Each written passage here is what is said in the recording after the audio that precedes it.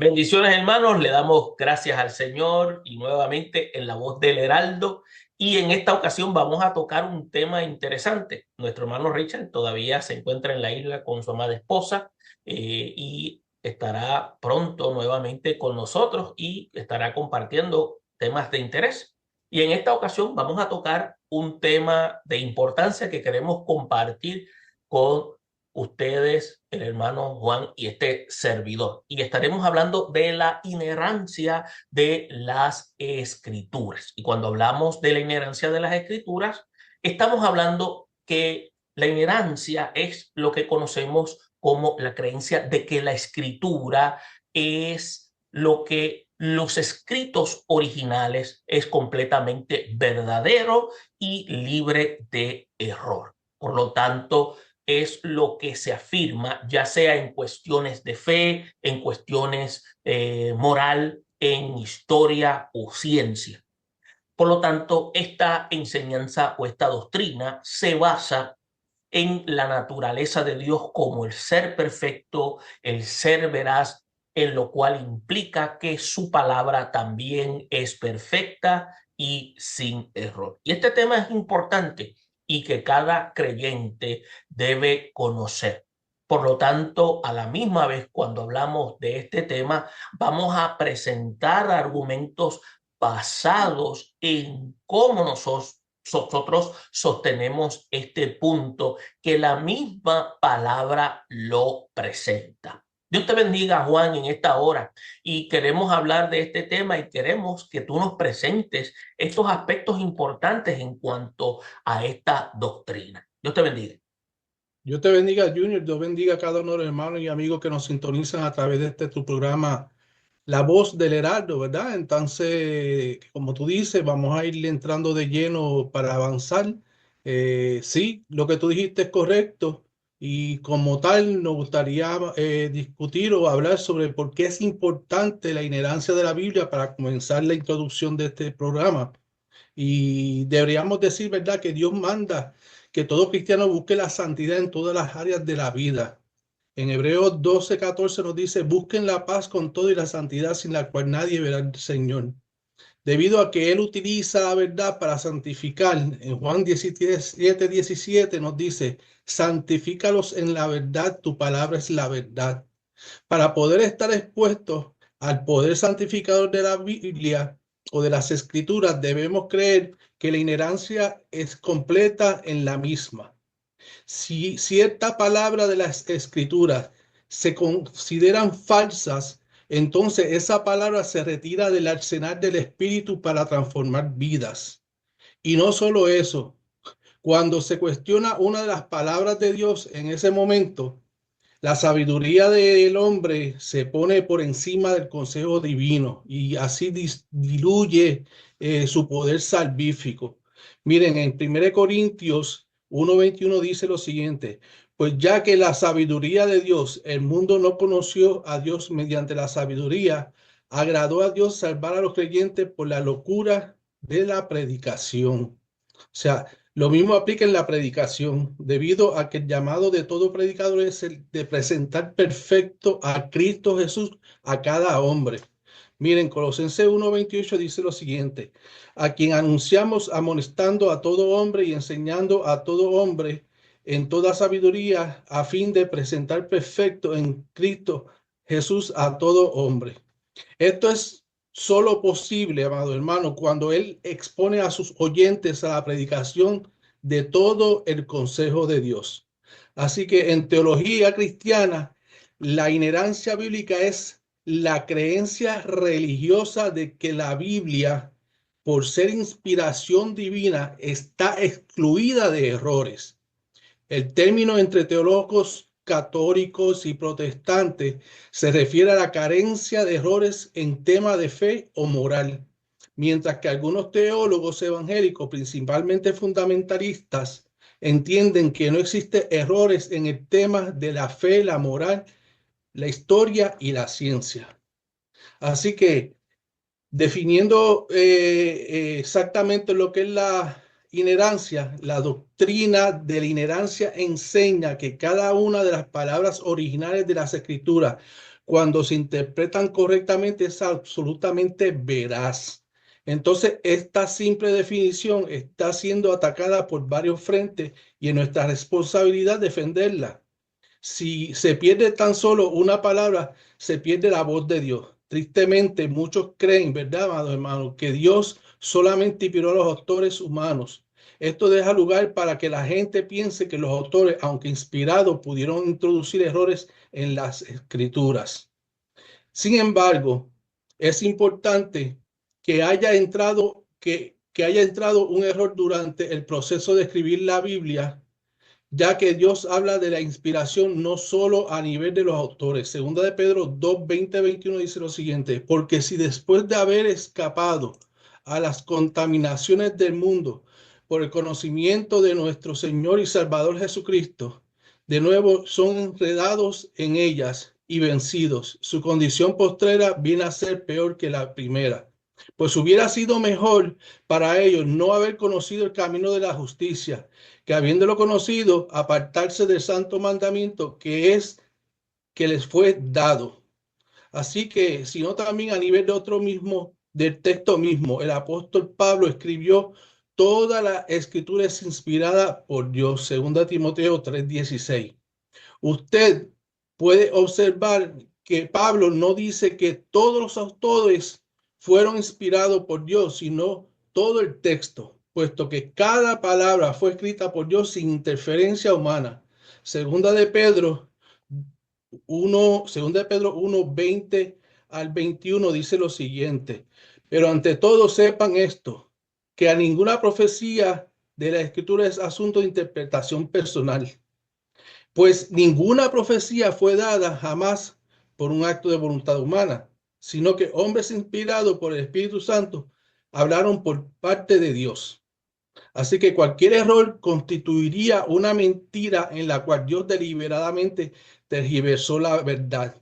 Si Dios afirma que Él mismo exhaló todo el texto, entonces debemos afirmar que cada palabra es tan inspirada como los mismos 10 mandamientos que fueron escritos directamente por Dios en esos 31, 18, donde nos dice: cuando el Señor terminó de hablar con Moisés sobre el monte Sinaí, le dio los 2 tablas del testimonio, tablas de piedra escrito por el dedo de Dios.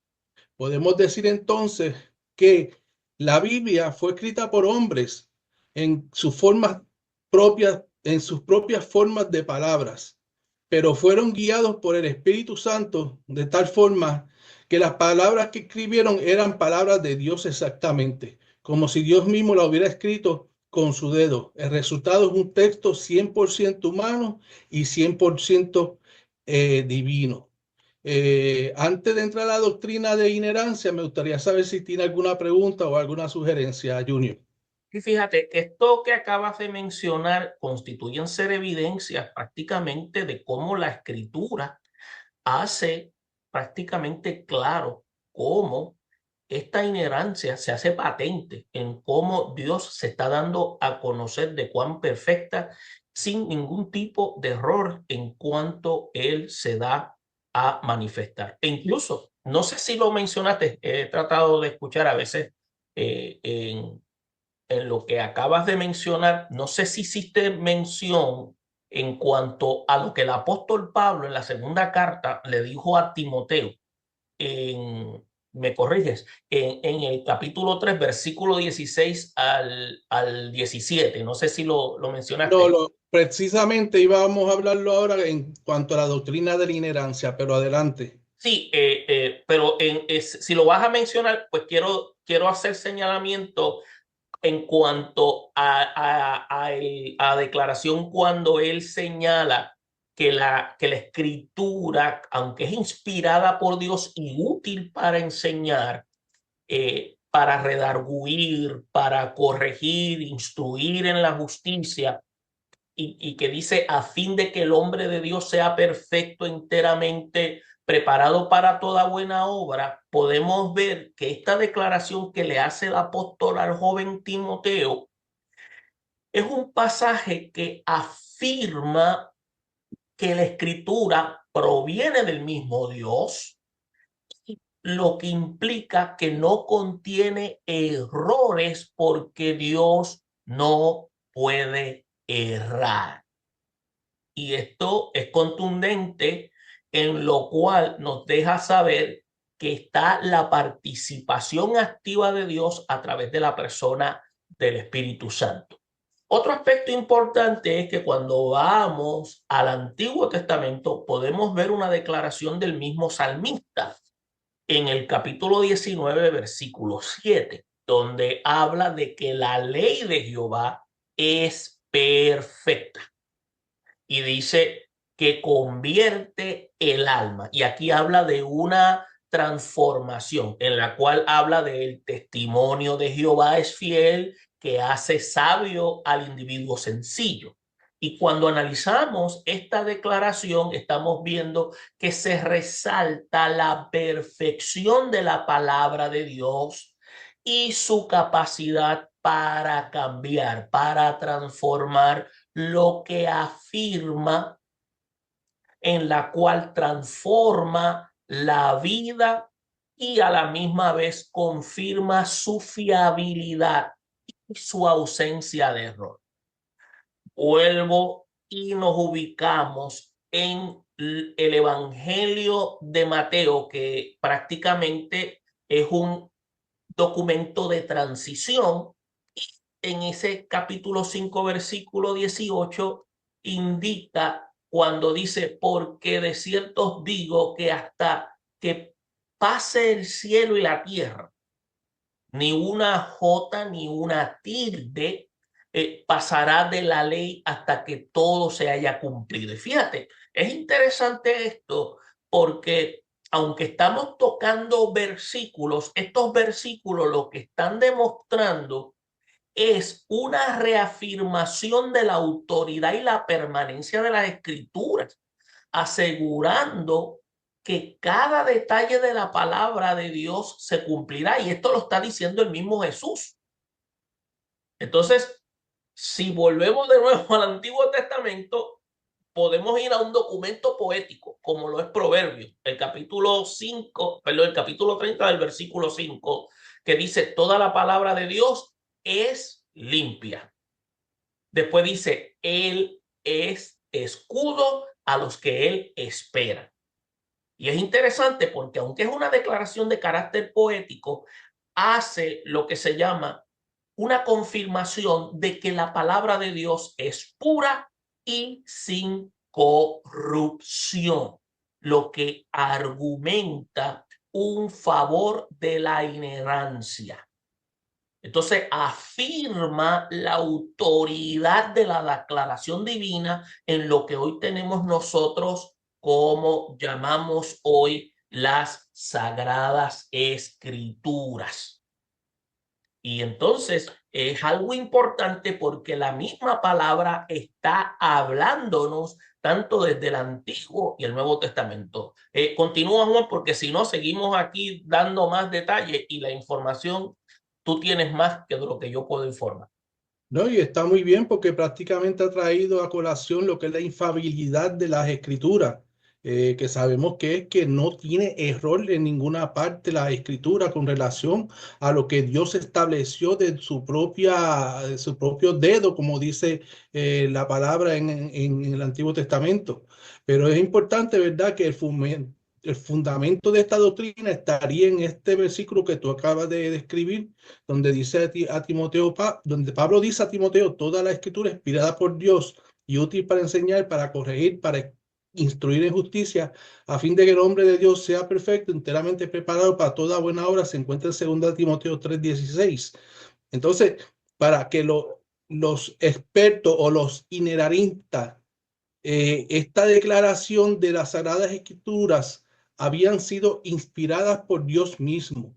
Ellos entienden que eso es así, desarrollando esta doctrina basada en la simple lógica. Si Dios es perfecto y toda la Biblia fue inspirada por Él, por lo tanto, toda la Biblia es perfecta. Así que eso hay que interiorizarlo de forma tal que entendamos que aunque hayan diferentes tipos de Biblias, una Reina Valera, otra Dios habla hoy, otra Nueva Versión Internacional, aunque todas parecen decir lo mismo en diferentes formas, lo cierto es que es la palabra de Dios al fin del día y no tiene errores en ninguna parte. Así que, dicho eso, me gustaría entrar a la historia de la doctrina de la inerrancia. Pequeña porción histórica, ¿verdad? Que deberíamos no dejarla atrás. Y es que el tema de la infalibilidad bíblica surgió en los Estados Unidos en la década de 1970, reimprimiendo polémicas del siglo XIX, inspiración bíblica, y de la década del 1920, infalibilidad bíblica. A lo largo de la historia del cristianismo, teólogos, exégetas cristianos y judíos interpretaron la Biblia con presupuestos de autoridad, veracidad en su texto y mensaje. Sin embargo, implica historicidad, cientificidad y literalismo de manera uniforme a todos los textos bíblicos, como prueba la ortodoxia.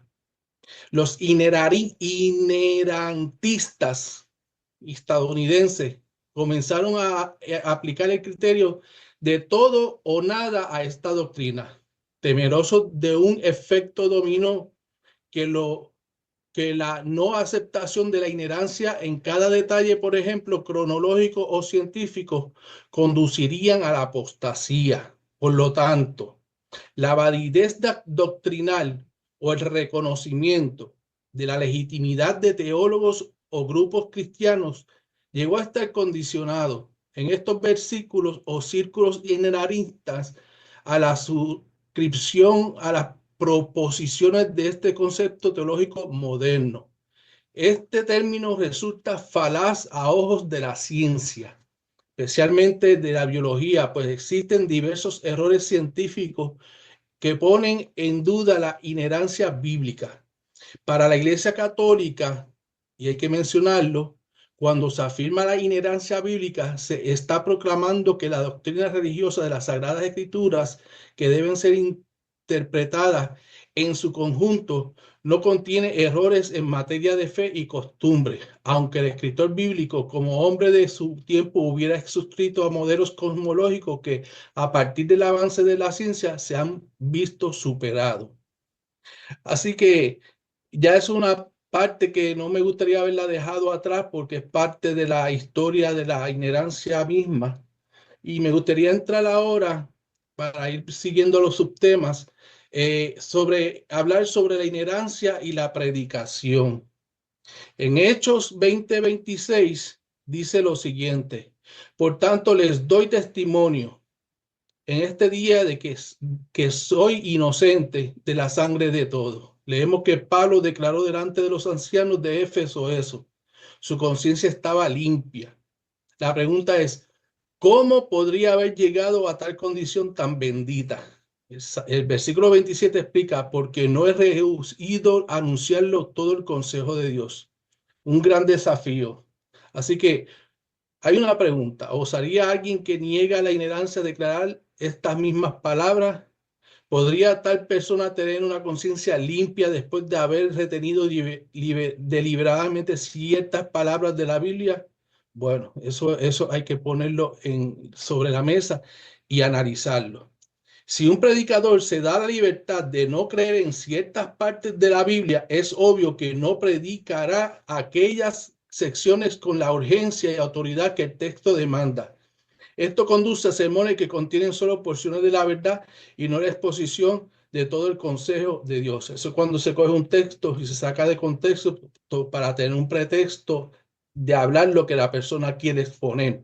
Por desgracia, si solo se proclama una parte de la verdad, el mundo solo tendrá acceso a parte del poder de Dios para salvación. Miren, Romanos 1:16 dice lo siguiente: porque no me avergüenzo del evangelio, pues es poder de Dios para salvación de todo el que cree, del judío primeramente y también del griego. Y la iglesia solo tendrá parte del poder de Dios para la santificación. Y eso lo dijo hace un ratito, que está en Juan 17:17, donde dice: santifícalos en la verdad, tu palabra es la verdad. Así que Todo predicador debe buscar predicar fielmente cada palabra de la Biblia con el fin de que sus oyentes sean conformados a la imagen completa de Cristo que se revela en las Escrituras. Cada palabra es inspirada, así que cada palabra debe ser estudiada, obedecida y proclamada por el predicador. ¿Alguna pregunta hasta el momento, Junior? Fíjate, toda esta información nos ayuda a nosotros a tener claro el siguiente aspecto. Si nosotros nos damos cuenta, si la palabra en realidad provee todos estos argumentos, nosotros tenemos que entonces entender que si la misma no fuera una que proveyera todos estos aspectos importantes, la cual no fuese segura, entonces la palabra no pudiera ser confiable para dar entonces la garantía sobre la salvación y sobre la vida eterna. Correcto. Entonces es importante entender que la misma sostiene la confianza en que entonces tenemos que tener claro de que al mismo Dios que el que se manifiesta garantiza que Él no miente, a la misma vez Él declara que todo lo que ha dicho se hace patente y se cumple. Por lo tanto, es en nosotros el depositar esa confianza en lo que Él ha manifestado. Por lo tanto, se debe asegurar la fidelidad de las promesas de Dios. Entonces, por eso es que si la Biblia tuviese errores, no podríamos confiar plenamente, como habíamos dicho anteriormente, en las promesas y en la salvación de vida eterna. Por lo tanto, es importante que cada creyente analizara eso. Es importante que tengamos claro que la doctrina de la inerrancia escritural constituye ser un aspecto fundamental en la escritura. Independientemente de, como tú señalaste anteriormente, en cuanto a las versiones que tengamos de las escrituras. Acuérdense que las versiones constituyen ser diferentes porciones debido a que, acuérdense, las versiones se han hecho hallazgos y estas versiones nos ayudan a acercarnos cada vez más a los manuscritos más originales y nos ayudan a tener una comprensión más clara de lo que Dios dijo. Y eso está bien, magnífico. Y lo que hace es que afirma más lo que Dios ha declarado. Algunos preguntan si la Biblia tiene errores. Miren, los únicos errores que hay son lingüísticos, pero no hay errores inspiracionales, porque Dios no falla. ¿Y por qué? Porque en el momento en que se traduce de un lenguaje a otro, se tienen que hacer lo que se llama un cambio en la traducción y a veces hay palabras en un idioma que no lo existe en otro, por lo tanto se tiene que buscar una palabra que pueda compaginar para el entendimiento de otro lenguaje y se buscan lo que se llaman equivalentes categóricos. Por eso es que los lenguajes que se utilizaron para la traducción bíblica, que fueron las lenguas muertas, esas lenguas eran ricas en contenido y tenían 7, 8, 9 significados. Y eso nos ayudan a nosotros a comprender, si pudiéramos decir así, qué era lo que querían decir los autores originales hacia sus destinatarios. Y en aquel tiempo, Juan, tenemos que entender que no estaban aquellos dialectos regulados por la Real Academia porque no había Real Academia. No. Era un tiempo antiguo. Y gracias a Dios porque en su sabiduría él sabía que era necesario de esa manera. Por lo tanto, esta doctrina de la inerrancia de las escrituras es clave y a la misma vez lo que hace es que da testimonio de que la palabra de Dios es perfecta, es sin error. Y aunque existen debates sobre interpretar ciertos pasajes, La enseñanza central es que la escritura son completamente confiables porque provienen de un Dios que no miente. Correcto. Y eso pues es ciertamente correcto. Saber que la palabra de Dios no contiene errores en lo absoluto. Que podamos ver dentro de la palabra de Dios hechos que en algunos de los apóstoles se diga de una forma y en otros de los apóstoles se diga de otra forma, el mismo hecho no significa que hay error, sino que es en la medida en que ellos analizaron el caso, ellos escribieron inspirado por el Espíritu Santo para que nosotros tuviéramos la palabra de Dios de aquellos acontecimientos que hizo Jesucristo en la faz de la tierra. Y como tal, lo importante es que eso nos lleva a nosotros a conocer la imagen del Señor Jesucristo, de la cual nosotros tenemos que ir cada día, ¿verdad? Errando al blanco de nuestro supremo llamamiento, que es en Cristo Jesús, para que podamos ser santificados y llegar al reino de los cielos. Y como tal, dicho eso, me gustaría hablar de la inerrancia y la santidad. El creyente es el que anhela ser transformado a la imagen de Cristo en cada área de su vida, sabiendo que Dios es glorificado cuando refleja a Cristo. No existe imagen más bella ni deseosa que la de Cristo. Por lo tanto, hermanos, el creyente odia su pecado y busca erradicar cualquier aspecto de su ser que no refleje la imagen de Cristo. Si pensamos en la ilustración del alfarero, cuando un cristiano mira su propia vida y observa que tiene un pedazo de masa que no refleja en el patrón de Cristo, con gusto lo corta. Miren, no cabe duda que tenemos mucho pecado que erradicar en nuestras vidas. Ahora bien, aquel que no cree en la inerrancia de la Biblia, ¿qué instrumento utilizará para erradicar el pecado?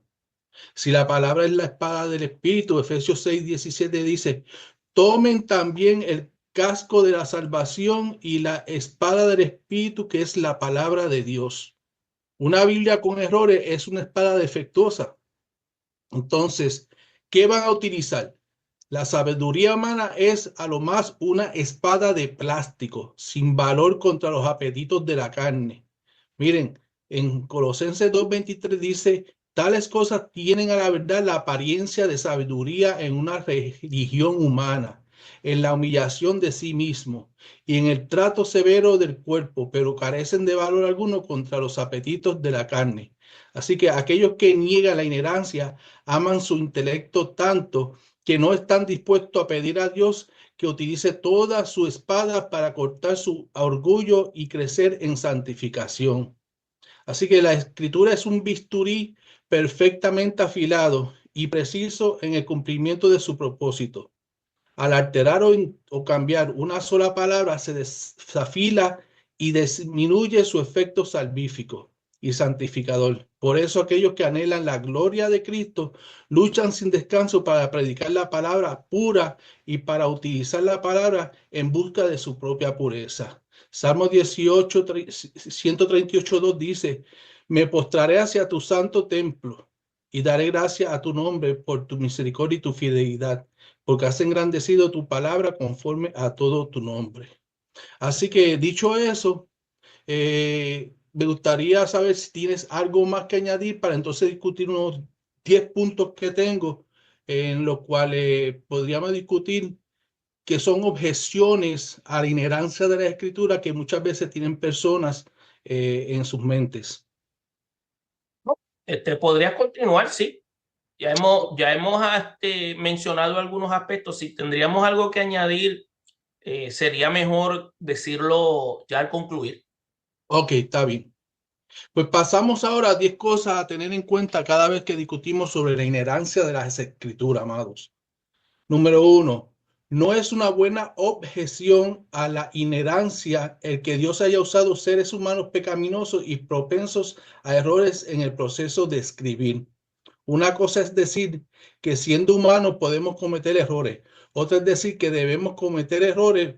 En segunda de Pedro 1:21 dice, porque nunca la profecía fue traída por voluntad humana, sino que los santos hombres de Dios hablaron siendo inspirados por el Espíritu Santo. Así que la doctrina de inerrancia, por lo tanto, no disminuye la humanidad de las escrituras más de lo que la deidad de Cristo. Disminuye la realidad de su carne humana. En otras palabras, no es una excusa. O sea, no es excusa el que nosotros digamos que se utilizaron a unos seres humanos que son débiles en la carne, que han pecado y que son propensos a errores, el escribir. No, porque Dios, a través de su Espíritu Santo, ¿verdad? Le dio la iluminación a estos hombres de Dios para que escribieran las mismas sin errores. El segundo punto es, no es una buena objeción a la inerrancia que a veces la Biblia describa las cosas tal como aparecen, es decir, fenomenológicamente en lugar de cómo realmente son. Nos veríamos obligados a reconocer un error solo si la Biblia enseñara explícitamente que las cosas parecen ser de una manera cuando en realidad no lo son, o si la Biblia enseñara explícitamente que las cosas son de una sola manera cuando en realidad son totalmente diferentes. Pero cuando la Biblia dice que un evento aparece de una manera en particular, es decir, que es de cierta manera a simple vista y desde el punto de vista de la observación humana, cuando en realidad es de otra manera, no es un error. Por eso es cuando vemos la simbología, ¿verdad? Que hay en el Apocalipsis, que muchas veces nosotros no podemos entender porque podría haberlo visto el apóstol de una forma en la cual en estos días se puede interpretar de otra, pero no significa que hay un error ahí, sino que es la forma en cómo la vio y lo inspiró el Espíritu Santo a ese apóstol o al escritor de la palabra. No es una buena objeción en la tercera a la inherencia de Dios, que Dios frecuentemente se acople al lenguaje humano y experiencia humana, al dar a conocer en las escrituras su voluntad y su camino. Esto va bien enlazado con la anterior. De manera similar, no es una buena objeción a la inherencia que la Biblia contenga lenguaje metafórico. Algunos creen erróneamente que la inherencia requiere que todo en la Biblia se tome literalmente, como diciendo que una doctrina significa que Dios literalmente tiene alas y que las montañas literalmente saltan de alegría, etcétera. Pero la verdad es expresada frecuentemente en las palabras no literales o figurativas en el lenguaje simbólico, que fue lo que estuvimos hablando anteriormente. Algunos creen que erróneamente que la inherencia requiere que todo en la Biblia se tome literalmente, como diciendo que esta doctrina significa que Dios literalmente tiene alas y que las montañas literalmente saltan de alegría, como dije anteriormente. Pues eso no es así, sino que Dios nos va iluminando en la medida que nosotros conocemos y leemos la palabra de Dios de cómo son las cosas y cómo deben ser. La inherencia es perfectamente compatible con la Biblia, enfatizando ciertos conceptos o doctrinas más que otros. Ese es el punto número 4. Algunos han llegado a la conclusión injustificada de que, dado que la Biblia no enfatiza, digamos, la geología, y entonces cuando habla de geología, habla erróneamente. Es cierto que la declaración Jesucristo resucitado de entre los muertos en 2 Timoteo 2:8 es más importante que Erasto, que quedó en Corintio en 2 Timoteo 4:20. Pero la falta de importancia de esta última no significa que sea falsa. Y eso está claro ahí. El punto número 5 es, no es una buena objeción a la inherencia que los autores de la escritura comentan ocasionalmente errores de gramática. Oigan esto, una declaración puede tener un error gramatical en su estilo, mientras que es totalmente cierta en su contenido. Como señala un escritor que se llama John Frame, no voy, es considerar lo menos apropiado que no voy a ir. Pero el significado de ambas frases es claro, es lo mismo. Dicen lo mismo y ambas pueden expresar la verdad. Eso se encuentra en el libro de The Doctrine of the Word of the God, la doctrina del mundo de Dios. Así que el punto número 6 no es una buena objeción a la inherencia que nuestras interpretaciones de la Biblia no sean uniformes. Es decir, explicar interpretaciones diferentes debe ser responsabilidad del intérprete, no del texto. El hecho de que soy un credo bautista, solamente los creyentes deben ser bautizados. Y uno de mis amigos cercanos es un paedo bautista. Él practica el bautismo de infantiles. Significa que uno de nosotros está equivocado, pero no es lo que las escrituras lo estén. Por lo tanto, la inerrancia sigue siendo cierta a pesar de que la Biblia no es igualmente clara en todas partes. En, en otras palabras, la inerrancia de las escrituras no garantiza su completa lucidez. Incluso el apóstol Pedro reconoció que el apóstol Pablo escribió algunas cosas difíciles de entender que está en segunda de Pedro 3:16. Pero la complejidad y dificultad de lo que Pablo escribió no significa que sea menos cierto o menos preciso que aquello que Pedro, Lucas o Juan escribieron. Y todos sabemos cómo escribió Pablo en sus cartas apostólicas de una forma muy, muy profunda. Y no significa que lo que él dijo, ¿verdad? Está erróneo o es más o menos cierto que lo que dicen los demás apóstoles. El punto número 7 no es una buena objeción a la inerrancia que la Biblia registre mentiras y acciones no éticas. Debemos distinguir entre lo que es la Biblia simplemente informa y lo que aprueba, entre la autoridad descriptiva y la autoridad normativa. Y eso está claro. El 8 no es una buena objeción a la inerrancia que los asuntos del Nuevo Testamento citen o aludan al Antiguo Testamento con menos precisión verbal. Debemos tener cuidado de no imponer artificialmente a los autores en el primer siglo las normas literarias del siglo XXI. Marcos, Mateo, Lucas, Juan, por ejemplo, nunca habían oído hablar de Kate Turabian o el manual del estilo de Chicago. Relacionado con lo anterior, está el hecho de que los autores de las escrituras redondean o aproximan números y medidas. Por lo tanto, las supuestas imprecisiones deben ser juzgadas por los estándares aceptados del contexto histórico-cultural en que el autor escribió, no por la precisión científica y computarizada de las tecnologías del siglo XXI. Los límites de la veracidad, señala Grudem, depende del grado de precisión implícito por el que él habla, y lo que esperan sus oyentes originales. Eso está en teología sistemática de Grudem.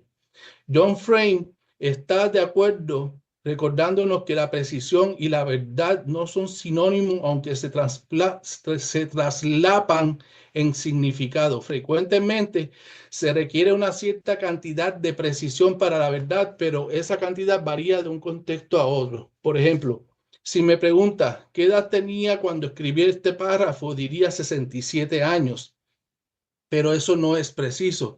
Literalmente tenía 67 años, un mes, 11 días, 7 horas, 22 minutos de edad. Aunque no te respondí con precisión, te respondí con veracidad. O si siquiera saber que tan lejos vivo de la oficina de mi iglesia, sería veraz decir 10 millas, aunque la distancia exacta es 9.4. O sea que se están redondeando muchas veces los datos que dice en la palabra, que es lo que es preciso, es lo que se quiere decir. ¿Qué quiere decir el escritor en cuanto a lo que se está estipulando? Por lo tanto, como señala Frame, la inerrancia significa que la Biblia es verdadera, no que sea la más precisa posible. En la medida en que la precisión es necesaria para la verdad, la Biblia es lo suficientemente precisa, pero no siempre tiene la cantidad de precisión que algunos lectores demandan. Tiene un nivel de precisión suficiente para sus propios fines, no para los fines de algunos lectores que emplean. No, el punto número 9, ya estamos terminando, amados hermanos, no es una buena objeción a la inerrancia que el relato registrado de ciertos eventos no sean exhaustivos en sus detalles. Que la descripción de un evento sea parcial no significa que sea falso. La inerrancia simplemente significa que cuando las escrituras hablan, ya sea algo extenso o mínimo, habla con precisión. Relacionado a esto, aquellos casos en que dos autores registran el mismo evento desde diferentes perspectivas y para diferentes propósitos. Por lo tanto, no es un error que Mateo mencione a un ángel en la tumba de Jesús, Mateo 28:2, mientras que Lucas menciona dos ángeles en Lucas 24:4. Después de todo, si había dos, seguramente había uno. Si Mateo hubiera dicho que había solamente un ángel y Lucas hubiera dicho que habían dos, tendríamos un problema, pero ese no es el caso. El caso es que sí ocurrió el evento en aquel lugar. Entonces, por último, amados hermanos, no es una buena objeción a la inerrancia que los autores bíblicos usaran material no inspirado y erróneo al escribir las escrituras. La inerrancia simplemente significa que cuando ellos citan o toman prestado de fuentes no inspiradas, lo hacen con precisión. No es una buena objeción de la inherencia decir que no podemos en este momento armonizar todos los eventos o datos supuestamente dispares. Esto haría que las autoridades de la Biblia dependan del ingenio de los humanos. También indicaría que hemos aprendido poco de la historia, ya que en incontables ocasiones los descubrimientos históricos, arqueológicos, exegéticos y científicos han resuelto las aparentes contradicciones de la Biblia. Eso nosotros podemos fijarlo cuando vamos a Marcos, que Marcos, ¿verdad? Sacó mayor parte de su información bíblica de la fuente Q. Esa fuente Q es una fuente desconocida que muchos piensan que también él sacó información del libro de Mateo para escribir su evangelio, el cual se entiende que fue el primer evangelio sinóptico que se escribió, ¿verdad? Y en ese sentido, tenemos que ver que hay a veces descubrimientos tales que indican que hemos aprendido poco de historia en cuanto a cómo es que la Biblia ha sido inspirada por Dios por Dios hacia los hombres, para que estos hombres de Dios escribieran inspirados por el Espíritu Santo y tuviéramos lo que es hoy la palabra de Dios. Así que terminando entonces, ¿por qué es tan importante esta doctrina o concepto de la Escritura como inspirado verbal, plenaria e inerrantemente? Jay Parker responde recordándonos que la veracidad bíblica y la autoridad bíblica están unidas. Solo la verdad puede tener la autoridad final para determinar la fe y la práctica. Y las escrituras no pueden tener una autoridad más allá de lo que es verdadero. Una Biblia factual y teológicamente confiable podría impresionarnos como una presentación de experiencia religiosa y pericia, pero claramente si no podemos afirmar su veracidad total, no podemos afirmar que es todo el testimonio y la enseñanza de Dios, dado para controlar nuestras convicciones y conducta. Así que, hermanos, esto ha sido todo lo que yo he tenido por el día de hoy. Entiendo que este punto de la inherencia de la Biblia es importante para cuando nosotros tengamos quizás algunas personas que quieren contradecir lo que nosotros estamos estableciendo basado en que la Biblia tiene errores. Ya usted tiene un insumo para poder hacer la apologética o la defensa de cómo es que la palabra de Dios tiene la verdad independientemente de sus versiones de impresión. Así que yo voy a pasar la parte al hermano Junior. Por mí, esto es todo por mi parte. Dios les bendiga y nos vemos en la próxima, Junior. Tenemos que ver entonces que podríamos decir que, resumiendo en cuanto a esta información, el Dios de la Biblia, sí, Dios usa a los seres humanos, y los seres humanos que Dios utilizó eran prácticamente hijos de su época. Y a pesar de que eran hijos de su época, en el momento que Dios los utilizó, que fueron prácticamente dirigidos por el Espíritu Santo, pero en el momento en que fueron dirigidos por el Espíritu Santo, fueron capacitados para que la información que dieran fuera de manera inerrada. Y también tenemos que entender que en la Biblia habla la cultura, habla la sociedad, habla el diablo, pero cuando Dios habla, los demás se callan. Y tenemos que entender que es necesario que todos estos se manifiesten y reconocer que Dios no tiene problemas de autoestima y Él deja que todo el mundo hable porque Él lo hace para que vean cómo todos se manifiestan y cuando Él habla, cómo todo lo demás que habla no tiene nivel de permanencia. Tenemos que entender también que Dios, a pesar de que pueden haber problemas gramaticales, eso no afecta el aspecto de la inherencia, como también el aspecto de la uniformidad. Usted puede encontrar que muchos quieren decir que en los evangelios hay contradicciones, pero se puede también señalar que eso no son contradicciones, sino es lo que se conoce como la múltiple atestación. Y hay que aclarar que esos son aspectos que demuestran que cada uno de los autores bíblicos vio cada uno de los eventos de diferentes perspectivas. Tenemos que entender que cuando una persona no quiere reconocer la veracidad del Dios de la Biblia, asume lo que se llama un espíritu de estupor, prácticamente de una actitud de que no quiere aceptar la realidad del Dios que se revela en la Biblia y a pesar de esa realidad, ya Él se ha revelado a través de las cosas creadas. Sobre todo también tenemos que darnos cuenta de que el Dios que se ha revelado ha manifestado lo siguiente: la Biblia no es un tratado científico. Usted ve a un Josué que dice sol detente en Gabaón. Él decía que se detuviera el sol porque para su tiempo él entendía que lo que daba vuelta era el sol. Pero tenemos que ver que la Biblia es un tratado teológico. Por lo tanto, tenemos que ver que la Biblia proviene de Dios y es infalible. Dios es veraz, por lo que su palabra no tiene errores. Las Escrituras tienen autoridad suprema en la vida de los cristianos. El mensaje de la Biblia es coherente, sin contradicciones. Y tenemos que ver que su verdad es inmutable, irrelevante en toda época. Tenemos que ver que el mismo Jesús afirmó la confiabilidad de las Escrituras y tenemos que ver que es un reto para la comunidad de fe.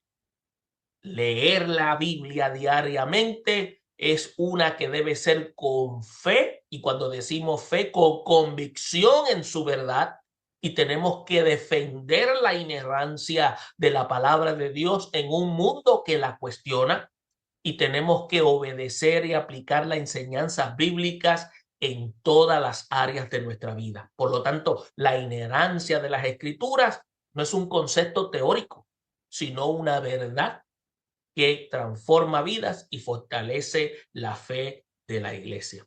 Ha sido un placer el poder haber compartido con cada uno de ustedes. Gracias, Juan, por la información que acabas de proveer y que la misma sea de educación a los hermanos aquí en La Voz de El Heraldo.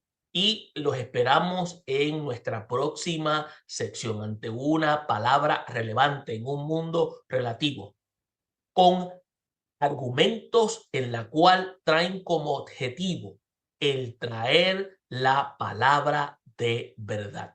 Bendiciones a todos. Hasta la próxima sección. Juan, Dios les mire, bendiga.